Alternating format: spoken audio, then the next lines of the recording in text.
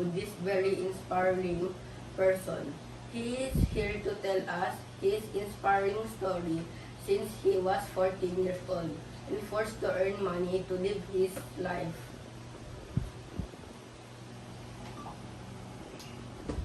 Good morning, Mr. Jack Escalo. Yes, good morning. Mr. Jack, maaari po ba kayong magpakilala sa ating virtual audience ngayon? Okay. My name is Jack Escalo. I'm 31 years old and I'm a Lalamove driver. At the age of 14, kayo po ay nagsimula na magtrabaho para kayo ay mabuhay at mapag-aral. Maaari niyo po bang ikwento if paano po ito nagsimula at paano po ang rason upang ito ay inyong gawin? Lima kaming magkakapatid.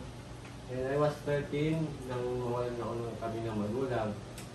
Kaya gumawa ako ng paraan na nag-apply ako sa construction site bilang tagalinis. Para magkaroon kami ng baon, pang gastos sa araw-araw. At lumaki na lang din ako sa aming tiyahin kasi wala nang natira sa aming kamag-aral. Dahil kayo po ay nagpatrabaho sa murang edad, naipagpatuloy ninyo ba ang inyong pag-aaral? Yes, naipagpatuloy ko naman yung pag-aaral dahil ang panganay naming ate, sinusuportahan pa rin ako sa aking pag-aaral. Habang po kayo po ay sa stage na nag-aral kayo, wala po ang inyong magulang.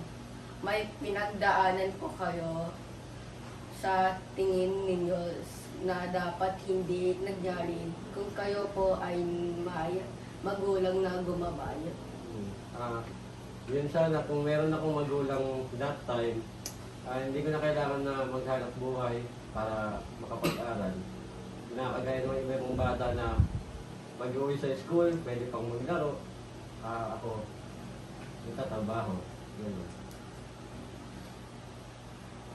If tatanungin ka po ng isang life lesson, ano po ito ang ang maipapayo ninyo sa mga kabataan na sa ngayon?